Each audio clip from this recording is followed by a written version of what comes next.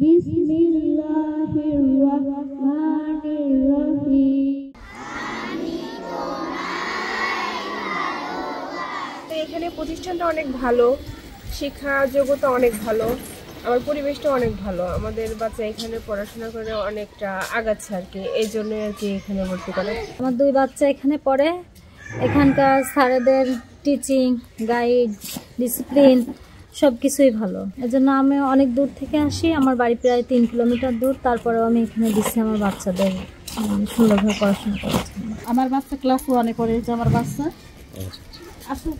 প্রধান শিক্ষক উনি অসাধারণ একজন মানুষ, আর এই স্কুলের যে শিক্ষক শিক্ষিকারা আছেন তারা অত্যন্ত অনেকই ভালো, সবাই মনে করেন যে বন্ধুত্ব সুলভ। আর বাচ্চাদেরকে ওনারা খুবই ভালোবাসে আর খুবই গার্ড দেয়, তাদের পড়াশোনা থেকে শুরু করে তাদের পরিষ্কার পরিচ্ছন্নতা, বাচ্চারা কি খাওয়া দাওয়া করে আসলো, কিভাবে আসলো, সব দিকই তাদের নজর আছে। বাচ্চাদের মনটাই ভালো হয়ে যায় এবং যে আসবে তারই মন ভালো হয়ে যাবে। এতটা সুন্দর স্কুল, এই স্কুলে আমার বাচ্চা পড়তে পারতেছে দেখে আমি অনেক গর্ববোধ করি। আমার ভাগ্নি এই স্কুলে পড়ে, আমি ওর এখান 2 কিলোমিটার দূর থেকে রেগুলার আনা নেওয়া করি।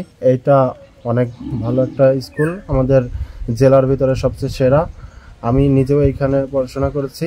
আমার বাবার বাড়ি ফরিদপুর জেলায়, ওইখানে আমি রুকুনি সরকারি প্রাথমিক বিদ্যালয়ে চাকরিতে ছিলাম। তা ওখানে থাকা অবস্থায় আমি স্কুলের নাম অনেক শুনছি।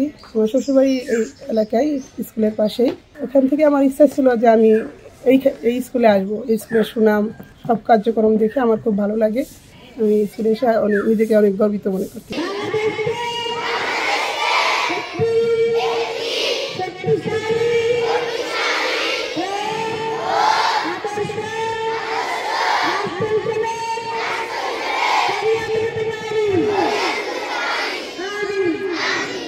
2015 সালে আমি এই বিদ্যালয়ে বাংলাদেশের মধ্যে প্রথম সততা স্টোরটি চালু করি এবং যেটা পরবর্তীতে বিবিসি, তারপর বিভিন্ন জাতীয় দৈনিক, বিভিন্ন টেলিভিশন, প্রত্যেকটি মিডিয়াতে যেটা প্রচারিত হয়।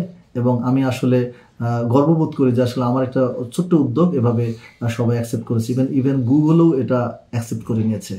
আমি এই বিদ্যালয়ে যোগদানের পর এই বিদ্যালয়ে প্রথমে প্রাক প্রাথমিক শ্রেণী আমি নিজের উদ্যোগে চালু করি এবং আমার নিজের খরচে প্যারা শিক্ষক নিয়ে আমি সেই ক্লাসগুলো চালু করি। এই বিদ্যালয়ে আমি ছুটির ট্রেন নামে প্রতি ছুটির দিনে আমি এই বিদ্যালয়ের শিক্ষার্থীদের, পিছিয়ে পড়া শিক্ষার্থীদেরকে আমি চেষ্টা করি তাদেরকে মানসম্পন্ন করে তোলার জন্য। এবং আমাদের পঞ্চম শ্রেণীর যারা বৃত্তির প্রত্যাশী শিক্ষার্থী তাদেরকে নিয়ে আমি প্রতি বছর এ যাবৎকাল অবৈতনিকভাবে নৈশকালীন এবং বৈকালিক ক্লাস চালু রেখেছি। 1968 থেকে 2003 পর্যন্ত এই বিদ্যালয়ে আমার সাবেক যে শিক্ষকরা তারা শ্রম দিয়েছেন। এই বিদ্যালয়টি 1984 সালে জাতীয়করণ হয়। 84 সালে জাতীয়করণ হওয়ার পরে এই বিদ্যালয়টি তখন আরও ভালোভাবে যাত্রা শুরু করে। উপজেলা এবং ইউনিয়নের মধ্যে এই বিদ্যালয়টি সবচেয়ে পিছিয়ে পড়া বিদ্যালয় ছিল। যেহেতু এটি আমার গ্রামের বিদ্যালয়, আমি প্রথমেই চেষ্টা করেছি যে এই বিদ্যালয়টি যতটাই নিভৃতে থাক বা এর রেজাল্ট যতটাই খারাপ হোক, আমি চেষ্টা করব আমার প্রত্যেকটি ক্ষণ দিয়ে, প্রত্যেকটি প্রচেষ্টা দিয়ে যে আমি এই বিদ্যালয়টিকে সামনের দিকে এগিয়ে নিয়ে যাব। অনেক নেগেটিভিটি ছিল এলাকার মানুষের মধ্যে এই বিদ্যালয়কে নিয়ে। এই এলাকার মানুষেরা তাদের সন্তানদেরকে এই বিদ্যালয়ে ভর্তি করাতো না। খুব কম শিক্ষার্থী ছিল, 125 জনের মতো শিক্ষার্থী ছিল।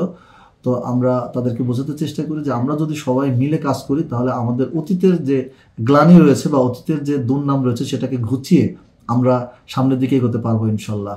আমরা শিক্ষকরা, এসএমসি সদস্যবৃন্দ এবং এলাকাবাসীকে সাথে নিয়ে আস্তে আস্তে এই বিদ্যালয়টিকে সামনের দিকে এগিয়ে নিয়ে যেতে চেষ্টা করি।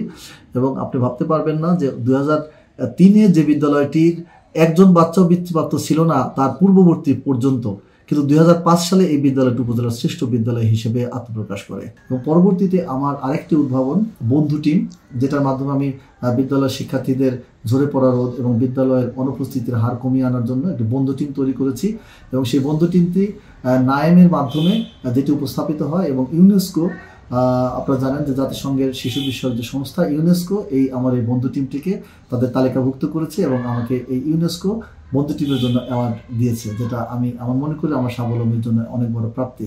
তো এই গ্রাম থেকে আমি এই বিদ্যালয়কে নিয়ে স্বপ্ন দেখতে দেখতে আমি আপনাদের সহযোগিতায় 2019 সালে আমাদের মাননীয় সরকার বাহাদুর তার বিভিন্ন পরীক্ষা নিরীক্ষার মাধ্যমে আমাকে তারা সাক্ষাৎকার এবং আমার কার্যক্রমের উপর ভিত্তি করে একটি পিছিয়ে পড়া বিদ্যালয়কে আমি সামনে যেভাবে নিয়ে আসতে পেরেছি, এটাকে মূল্যায়ন করে আমাকে জাতীয় শ্রেষ্ঠ প্রধান শিক্ষকের ভূমিকায় আমাকে পুরস্কৃত করেছেন।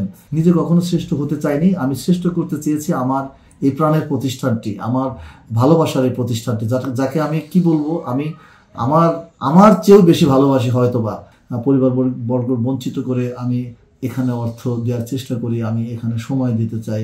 এটা হয়তো আমি অনেক সময় অনেক কষ্টের শিকারও হয়েছি, তারপরেও আমি স্বপ্ন দেখেছি এই বিদ্যালয়টিকে নিয়ে, যে আমি একদিন এই বিদ্যালয়টিকে, এই একদম পিছিয়ে পড়া অন্ধকারের বিদ্যালয়টি একদিন বাংলাদেশে আলো ছড়াবে।